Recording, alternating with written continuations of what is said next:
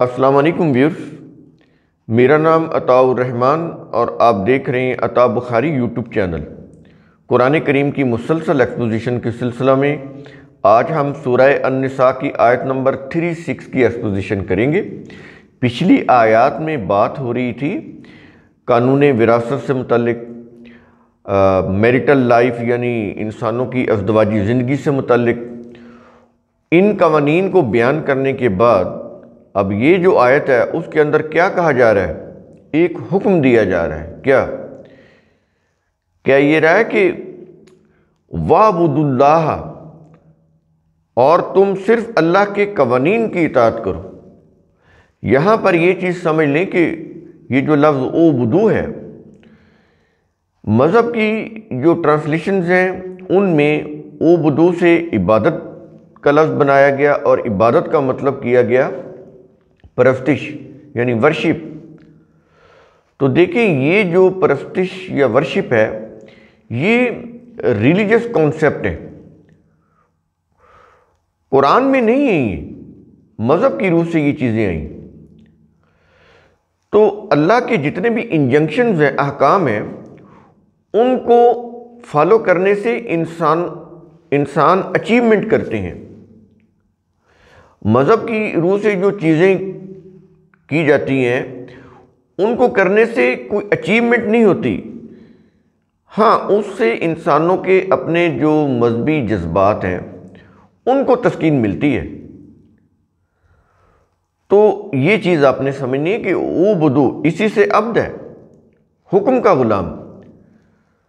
تو اللہ جو انسانوں کا کریٹر ہے وہ جانتا ہے کہ انسانوں کی نیڈ اینڈ وانٹس کیا ہے، اس لیے اس نے اپنی کتاب کے اندر بنے بنائے قوانین دے دیے ہیں۔ اور پھر یہ بھی ہے کہ انسان قانون سازی نہیں کر سکتے، کریں گے تو وہ اپنے مفاد کے لیے کریں گے، پوری انسانیت کی بہتری کے لیے تو قانون نہیں بنا سکتے۔ تو اس لیے اللہ تعالیٰ نے یہ بھی ایک وجہ ہے کہ اس نے اپنی کتاب کے اندر بنے بنائے قوانین دے دیے ہیں کہ انسانوں کی عقل محدود ہے، یہ صرف اپنے مفاد کو سامنے رکھتے ہیں۔ باقی اقوام، ایک قوم صرف اپنے فائدے کے لیے قانون بنائے گی، وہ دوسری اقوام کے لیے، اس کے فائدے کے لیے کیوں قانون بنانے لگے؟ تو اگر یہ چیز انسانوں پر چھوڑ دی جائے تو اس سے تو دنیا میں انتشار پیدا ہو جاتا ہے، جیسا کہ ہو چکا ہے۔ ہر قوم اپنے مفاد کے لیے دوسروں کو نقصان پہنچا رہی ہے، کیونکہ ایک قوم کا مفاد دوسرے کا نقصان ہوتا ہے۔ یہ صرف کریٹر ہے، اللہ ہے جو تمام انسانوں کی بہتری کے لیے یکساں قوانین دیتا ہے۔ یہ چیز انسانوں سے ممکن نہیں ہے، اس لیے قانون سازی کا اختیار انسانوں کو نہیں ہے۔ ہاں انسان اپنی عقل کی روح سے، اپنی علم کی روح سے، زمانے کے حالات، واقعات، مشاہدہ، تجربہ، علم، اس کی روح سے وہ اللہ کے قوانین کے پیش نظر اپنے لیے کوئی کانسٹیٹیوشن بنا سکتے ہیں، لیکن قانون نہیں بنا سکتے۔ بائی لاز بنا سکتے ہیں، لا صرف اللہ ہی بنا سکتا ہے جو تمام انسانیت کی بہتری کے لیے ہو سکتا ہے۔ یہ اتنی قابلیت انسانوں کے پاس نہیں ہے، اتنی سوچ انسانوں کے پاس نہیں ہے کہ وہ تمام انسانیت کے لیے، ان کی بہتری کے لیے یکساں قوانین بنا سکیں، نہیں بنا سکتے۔ یہاں پر آ کر انسان بے بس اور عاجز ہے، اس لیے وہی کہہ رہا ہے کہ تم صرف اللہ کے قوانین کی اطاعت کرو۔ تو اعبدو صرف اللہ کے قوانین کی اطاعت کرنا ہے، صرف اسی کے حکم کا غلام بن کر رہنا ہے۔ یہ چیز آپ نے سمجھنی ہے کہ اعبد اللہ ہوتا کیا ہے۔ اور اس میں ایک اور بھی چیز ہے کہ جب انسان قانون سازی نہیں کر سکتے تو پھر جب بھی آپ انسانوں کے بنائے ہوئے مذہبی، سیاسی، معاشی قوانین کی ان کو فالو کریں گے تو یہ شرک ہو جائے گا، یہ پھر اللہ کی اطاعت نہیں رہے گی۔ تو یہ چیز جو ہے اس سے بچنا ہے، اس لیے اس آیت کے اگلے حصے میں یہ چیز کہی جا رہی ہے۔ کیا یہ رہا ہے کہ وَلَا تُشْرِكُوا بِهِ شَيْئًا، اور اس اللہ کے ساتھ کسی شے کو شریک نہ ٹھہراؤ۔ وہ انسانی جذبات ہوں یا انسانوں کے بنائے ہوئے سیاسی، معاشی، مذہبی قوانین ہوں، کوئی بھی چیز ہو، اللہ کو یعنی اللہ کے قوانین کے ساتھ ان کو شریک نہیں ٹھہرانا۔ تو یہ شریک دو طرح سے ہو جائے گا۔ ایک تو یہ ہے کہ بالکل ہی اپنے بنائے ہوئے قوانین، یعنی اپنے سیاسی، معاشی، مذہبی قوانین کو جو انسانوں نے بنائے ان کو فالو کرنا، اللہ کے قوانین کو چھوڑ دینا۔ اور ایک یہ کہ انسانوں کے بنائے ہوئے سیاسی، معاشی، مذہبی قوانین کو اللہ کے قوانین میں مکس اپ کر دینا۔ یہ دونوں چیزیں شرک ہیں، اور شرک کی حیثیت بغاوت کی ہے۔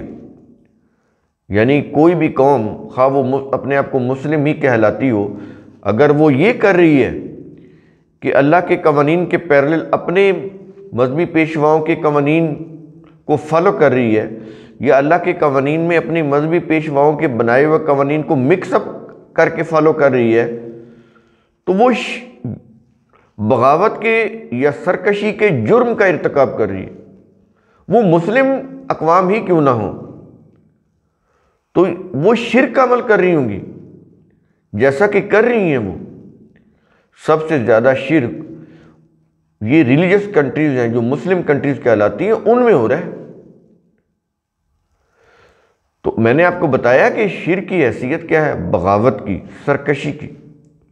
آپ اللہ کے قانون کے مقابلے میں اپنے مذہبی پیشواؤں کے قوانین کو لے کر آ جائیں، اس سے پھر آپ کو حفاظت نہیں مل سکتی۔ حفاظت صرف اللہ کے قوانین کی روح سے مل سکتی ہے، ایبسولوٹلی اللہ کے لا، جن میں کوئی انسانوں کے قوانین شامل نہ کیے گئے ہوں۔ اگر ان کو آپ امپلیمنٹ کریں گے ریاست کی سطح کے اوپر تو معاشرہ محفوظ ہو جائے گا ہر قسم کی تباہی سے، بربادی سے۔ تو اس لیے وہ کہہ رہا ہے کہ اللہ کے ساتھ کسی بھی شے کو شریک نہ ٹھہراؤ۔ اب سمجھ آئے گی کہ یہ جو پیچھے کہا جا رہا ہے کہ وَاعْبُدُوا اللَّهَ، صرف اللہ کے قوانین کی اطاعت کرو، اور آگے کہہ رہا ہے کہ وَلَا تُشْرِكُوا بِي شَيْئًا۔ تو یہ کتنا اہم ہے کسی بھی سوسائٹی کے اندر، یہ جو قرآن کا حکم ہے اس کو امپلیمنٹ کرنا۔ پہلے تو اس کو سمجھنا کہ اعبدو کیا ہے اور شرک کیا ہے۔ جب یہ سمجھ آ جائے تو پھر اس قانون کو نافذ کرنا، یہ حکم ہے اللہ کا۔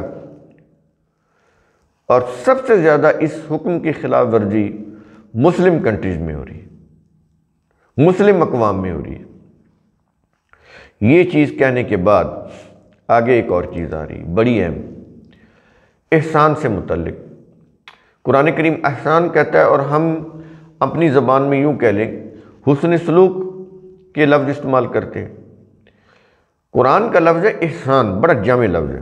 تو یہ وہ والا احسان نہیں کہ ہم کسی کے اوپر احسان کرتے ہیں تو پھر ہمارا یہ وہ توقع ہوتی ہے کہ یہ بڑھ کر اس کے بدلے میں ہمیں کچھ دے، یہ وہ والا احسان نہیں ہے۔ یہ اللہ کا احسان ہے جو انسانوں کے اوپر کرتا ہے تو اس کے جواب میں اسے کسی چیز کی ضرورت نہیں ہوتی، یہ وہ والا احسان ہے۔ تو یہ حسن سلوک ہم زیادہ سے زیادہ اس کا ترجمہ یہی کر سکتے ہیں۔ تو اس سے متعلق اب آگے حکم دیا جا رہا ہے، کیا ہے؟ کیا یہ رہا ہے اب اللہ کا قانون جہاں پر بیان ہو رہا ہے وہیں پر یہ حسن سلوک کا قانون کا حکم دیا جا رہا ہے، اس کے قانون کو یوں کہہ لے کہ ماننے کا حکم دیا جا رہا ہے۔ کہہ رہا ہے کہ وَبِالْوَالِدَيْنِ إِحْسَانًا، اور اللہ کا قانون یہ ہے کہ ماں باپ کے ساتھ احسان یعنی حسن سلوک کرو۔ یہ پہلے نمبر پر کہی جا رہی ہے بات، سب سے پہلا تو والدین کو وہ لے رہا ہے جن سے بچے پیدا ہوتے ہیں، اور آگے دوسرے نمبر پر کہہ رہا ہے کہ وَبِذِي الْقُرْبَى، اور قریبی رشتہ داروں کے ساتھ حسن سلوک کرو۔ تیسرے نمبر پر کہہ رہا ہے وَالْيَتَامَى، اور یتامہ کے ساتھ حسن سلوک کرو۔ یتیم کی جمع یتامہ ہے۔ یہ یتامہ کون ہوتے ہیں؟ جو والدین کی وفات یا کسی اور وجہ سے معاشرے میں تنہا رہ جائیں تو یہ یتامہ ہوتے ہیں۔ اور چوتھے نمبر پر کہہ رہا ہے والمساکین، اور مساکین کے ساتھ حسن سلوک کرو۔ یہ مسکین کی جمع مساکین۔ مساکین ہوتے ہیں جو حرکت سے معذور ہو جائیں، جن کا چلتا ہوا کاروبار رک جائے، وہ اپنے کاروبار کرنے کے قابل نہ رہے، ان کا کاروبار رک گیا، کوئی حادثہ پیش آ گیا، تو یہ جو معذوری ہے یہ ہے کہ اس میں ان کا کاروبار ہی رک جائے، تو یہ لوگ مساکین ہوتے ہیں۔ اور آگے 5ویں نمبر پر والجاری ذی القربا، اور قرابت دار پڑوسی، یعنی رشتہ دار پڑوسی۔ اس کے بعد 6 نمبر پر ہے والجار الجنوبی، اور دور کا اجنبی پڑوسی۔ پیچھے ہے جو رشتہ دار پڑوسی ہو، قریبی رشتہ دار، اور یہاں پر ہے کوئی اجنبی پڑوسی ہو، یہ 6 نمبر پر ہو گیا۔ اور 7ویں نمبر پر ہے والصاحبی بالجنبی، اور پاس بیٹھنے والے، جو بھی آپ کے پاس بیٹھنے والے ہیں، وہ آپ کے ہم نشین ہوں، آپ کے ہم سفر ہوں، یہ ان کو کہہ رہا ہے کہ وہ جو تمہارے پاس بیٹھنے والے، تمہارے ہم نشین، تمہارے ہم سفر، ان کے ساتھ بھی حسن سلوک کرو۔ اور 8ویں نمبر پر کہہ رہا ہے کہ وابن السبیل، اور مسافر۔ کون سے مسافر؟ جس کے پاس زیادہ راہ نہ ہو، یا زیادہ راہ کم پڑ گیا ہو، یا زیادہ راہ ختم ہو گیا ہو، تو ان کے ساتھ بھی حسن سلوک کرنے ہیں، ان کی ہیلپ کرنی ہے۔ اور 9ویں نمبر کے اوپر کہہ رہا ہے وما ملکت ایمانکم، اور جن کے مالک ہوئے تمہارے دائیں ہاتھ۔ یہ عربی کا لفظ ہے نا، یہ جو دائیں ہاتھ ہے، ایمانکم تمہارے دائیں ہاتھ، یہ دینے والے ہوتے، دائیں ہاتھ دینے والا ہوتا ہے، بائیں ہاتھ لینے والا ہوتا ہے۔ تو یہ کچھ دیتا ہے، جب دیتا ہے تو ان کو دیتا ہے نا جو اس کے زیر دست ہوں، اس کے زیر سایہ ہوں، ان کے ماتحت ہوں، سبارڈینیٹ ہوں، وہ چاہے ان کی بیویاں ہوں، چاہے گھر میں کام کرنے والے ملازم ہوں، باہر کام کرنے والے ملازم ہوں، گھر سے باہر۔ تو یہ جو جتنے بھی لوگ ہیں جو اس کی ماتحتی میں ہیں، تو کہتا ہے کہ اپنے ماتحتوں کے ساتھ، اپنے سبارڈینیٹس کے ساتھ، اس میں بیویاں بھی آ گئی، کہتا ہے کہ حسن سلوک کرو۔ جن کے مالک ہوئے تمہارے دائیں ہاتھ، میں نے آپ کو یہ اس کا پیچھے بھی یہ چیز آ گئی، اور میں نے آپ کو سمجھایا تھا کہ یہ کیا چیز ہوتی ہے، وما ملکت ایمانکم، یہ کیا ہوتا ہے؟ یعنی تمہارے ماتحت کام کرنے والے، تم ان سب کے ساتھ حسن سلوک کرو۔ تو یہ 9 کیٹیگریز یہاں پر بتائی گئیں بالخصوص جن کے ساتھ حسن سلوک کرنا ہے، لیکن اوورآل تمام انسانوں کے ساتھ حسن سلوک کرنا ہے۔ یہاں پر تو بات ہو رہی ہے یعنی اپنے قریب سے شروع کرو اور دور تک جاؤ۔ پہلے آس پاس اپنے جو لوگ ہیں، آپ کے جو اپنے گھر والے ہیں، اپنے عزیز و اقارب ہیں، اپنے پڑوسی ہیں، تمہارے پاس بیٹھنے والے لوگ ہیں، تمہارے ہم نشین ہیں، تمہارے ہم سفر ہیں، تمہارے ماتحت کام کرنے والے ہیں، یعنی یہاں سے شروع کرو اور پھر پوری انسانیت آگے آ جاتی۔ سب کے ساتھ حسن سلوک کرنا ہے، لیکن شروع یہاں سے کرنا ہے۔ یہ ہے قرآن کریم کا ایک لاجیکل انداز بات کو سمجھانے کا، کسی چیز کے اوپر عمل کرانے کا۔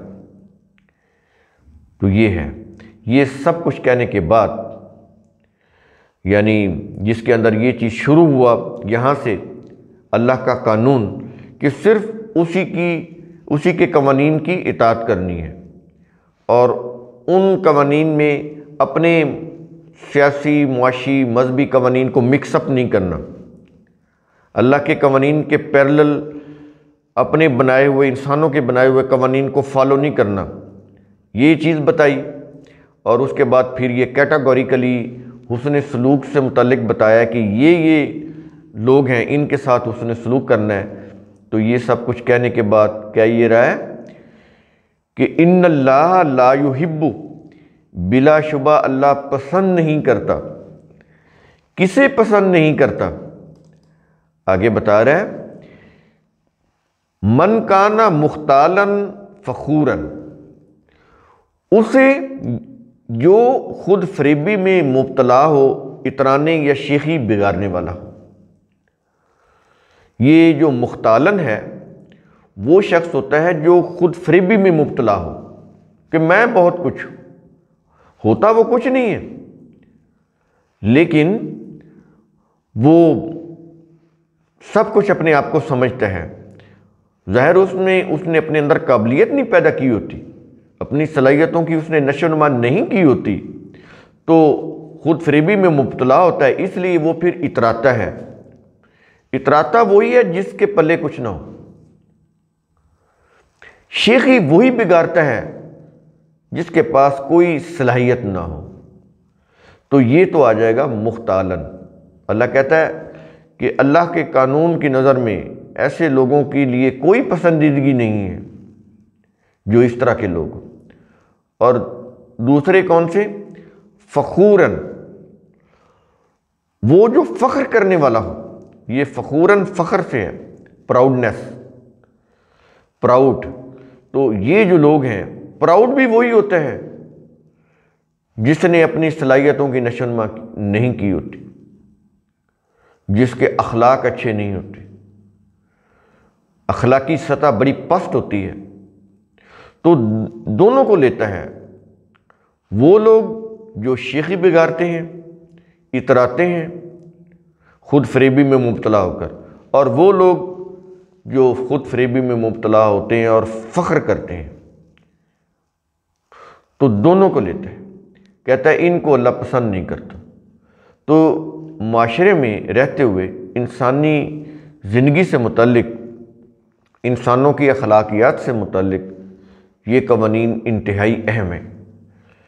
ان کو سمجھنا اور ان کو اپنی ذات میں سمونا، ان کے مطابق اپنی کریکٹر بلڈنگ کرنا بہت ضروری ہے۔